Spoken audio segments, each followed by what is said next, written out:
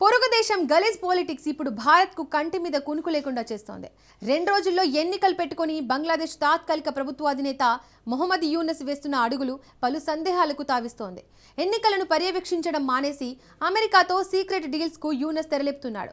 అయితే ఇది కేవలం వాణిజ్యానికి సంబంధించింది అయితే పెద్దగా ఇబ్బంది లేదు. కానీ ఒప్పందం సీక్రెట్గా చేసుకోవడంతోనే అసలు చర్చ మొదలైంది.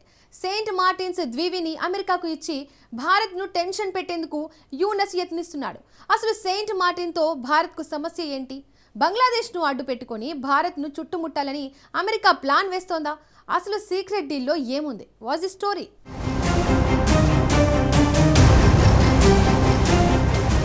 యుఎస్ బంగ్లాదేశ్ సీక్రెట్ డీల్లో ఏముంది?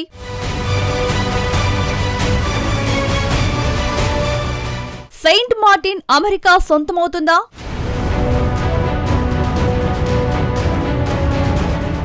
భారత్ను అగ్రదేశం అమెరికా చుట్టుముడుతోందా?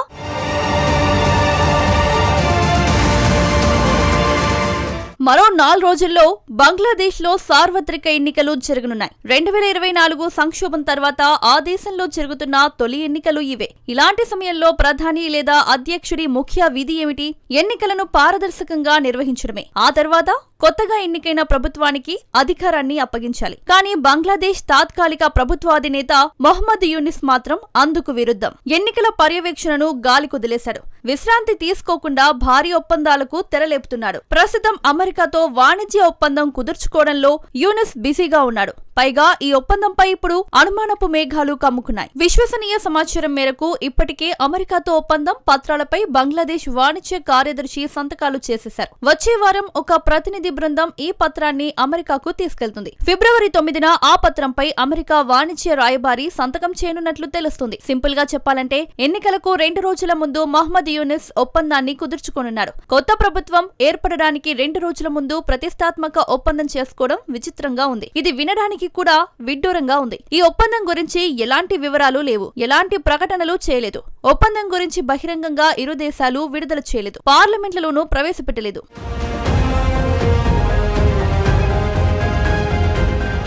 సింపుల్ గా చెప్పాలంటే బంగ్లాదేశ్ అమెరికా సీక్రెట్ గా వాణిజ్య ఒప్పందాన్ని కుదుర్చుకున్నాయి. అసలు ఈ ఒప్పందంలో ఏముంది? నిజానికి గతేడాది ఏప్రిల్లో బంగ్లాదేశ్ పై డొనాల్డ్ ట్రంప్ భారీ సుంకాలనే విధించాడు. అన్ని రకాల బంగ్లాదేశ్ ఎగుమతులపై 35% సుంకాలతో అటాక్ చేశారు. నిజానికి ఈ సుంకాలు ఢాకాకు మరణ మృదంగం అయ్యాయి. బంగ్లాదేశ్ ఆర్థిక వ్యవస్థకు వెన్నెముక ఆ దేశ టెక్స్టైల్ పరిశ్రమ. వస్త్ర ఉత్పత్తులకు అమెరికానే అతిపెద్ద మార్కెట్. అగ్రదేశం మార్కెట్ ను కోల్పోతే బంగ్లాదేశ్ ఆర్థికంగా దివాలా తీయడం ఖాయం. గతేడాది ఆగస్టులో సుంకాల తగ్గింపునకు అమెరికాతో యూనస్ చర్చలు జరిపాడు. దీంతో 35% నుంచి 20% ట్రంప్ సుంకాలను తగ్గించాడు. ఆ సమయంలో 20% సుంకాలకు ఢాకా సంబరపడింది. కానీ ఇటీవల భారత్ 2 కీలకమైన ఒప్పందాలను కుదుర్చుకుంది. మొదటిది యూరోపియన్ యూనియన్ తో స్వేచ్ఛ వాణిజ్య ఒప్పందం. దీంతో యూరోపియన్ యూనియన్ లో భారత గార్మెంట్స్ కు ఎలాంటి సుంకాలు ఉండవు. నిజానికి అమెరికా తర్వాత ఢాకాకు అత్యంత కీలకమైన మార్కెట్ EU. ఇప్పుడు అమెరికాతో భారత వాణిజ్య ఒప్పందం కుదుర్చుకుంది. భారత్ పై ఉన్న 50% సుంకాలను 18%కి ట్రంప్ తగ్గించాడు. బంగ్లాదేశ్ కంటే భారత్ కే ఎక్కువ ప్రయోజనం. అమెరికా EU మార్కెట్లలో భారత్ వస్త్రాలే అగ్గువకు లభించనున్నాయి. ఇది బంగ్లాదేశ్ వస్త్ర పరిశ్రమను వణికిస్తోంది.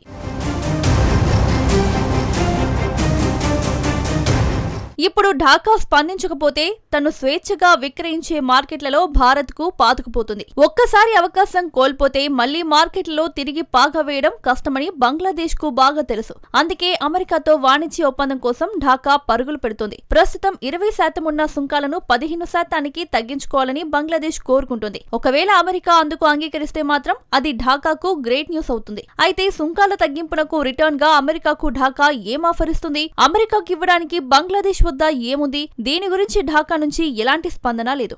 కానీ అమెరికాకు ఢాకా ఇచ్చిన ఆఫర్లపై బంగ్లాదేశ్ మీడియా మాత్రం 3 అంశాలను ప్రస్తావించింది. మొదటి అంశం చైనా దిగుమతులను ఢాకా తగ్గించనుంది. గత 15 ఏళ్లుగా బంగ్లాదేశ్ కు అతిపెద్ద వాణిజ్య భాగస్వామి డ్రాగన్ కంట్రీ. ఇరు దేశాల మధ్య వాణిజ్యం $2,400 కోట్ల.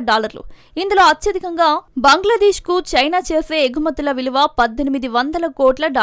ఈ వాణిజ్యాన్ని తగ్గించుకోవాలని అమెరికా ఎప్పటి నుంచో డిమాండ్ చేస్తోంది. అంతేకాదు అంతేకాదు తమ వస్తువులను ఢాకా కొనుగోలు చేయాలని అగ్రదేశం కోరుకుంటుంది. అమెరికాకు బంగ్లాదేశ్ ఇచ్చిన రెండో హామీని ఇప్పుడు చూద్దాం. అమెరికా మిలిటరీ పరికరాలను కొనుగోలు చేయాలని ఢాకా భావిస్తోంది. ఇది కూడా భారీ మార్పుగానే చెప్పవచ్చు. 2002లో బంగ్లాదేశ్, చైనా రక్షణ ఒప్పందంపై సంతకాలు చేశాయి.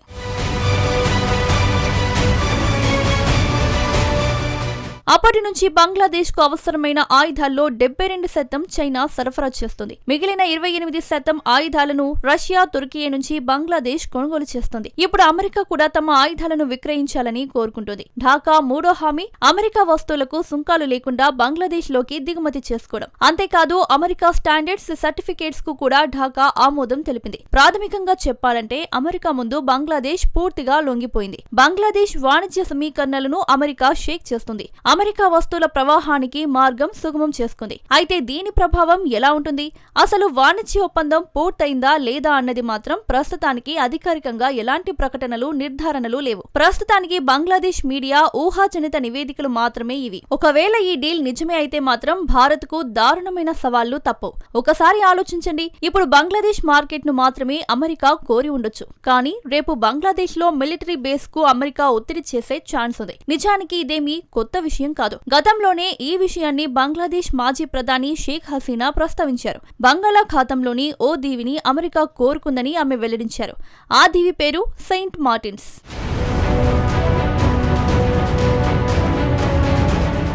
సెయింట్ మార్టిన్స్ ద్వీపాన్ని ఇచ్చేది లేదని హసీనా ఖరాఖండిగా చెప్పడంతో ఆమె ప్రభుత్వాన్ని కూల్చేందుకు అమెరికా కుట్ర పన్నినట్టు బంగ్లాదేశ్ మాజీ ప్రధాని ఆరోపించారు. కానీ నిజమేంటంటే వాషింగ్టన్ కు బంగ్లాదేశ్ కీలకమైన రియల్ ఎస్టేట్ గా మారింది. ఎందుకంటే బంగాళాఖాతం తీరంలో బంగ్లాదేశ్ ఉంటుంది. ఇది అత్యంత కీలకమైన షిప్పింగ్ లైన్ కు సమీపంలో ఉంటుంది. ఈ షిప్పింగ్ మార్గాన్ని మలక్కా జలసంధిగా పేర్కొంటారు. ఈ జలసంధి మార్గంలోనే చైనాకు చెందిన 80% చమురు వెళ్తుంది. ఈ రూట్ ను కట్ చేస్తే చైనాను వణికించవచ్చు.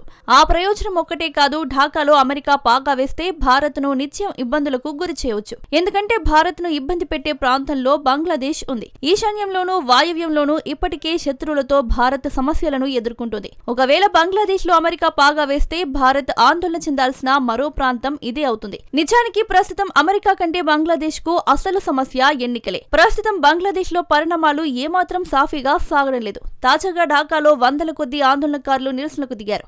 వారంతా యూనస్ నివాసాన్ని ముట్టడించేందుకు ప్రయత్నించారు. వారిని అడ్డుకోవడానికి పోలీసులు టియర్ గ్యాస్, వాటర్ కెనాన్లను ప్రయోగించారు. ఈ ఆందోళనకారులంతా ఇంక్విలాబ్ మంచ్ అనే గ్రూప్ కు చెందినవారు. బంగ్లాదేశ్ లో హత్యకు గురైన ఉస్మాన్ హాదీకి చెందిన గ్రూప్ ఇది.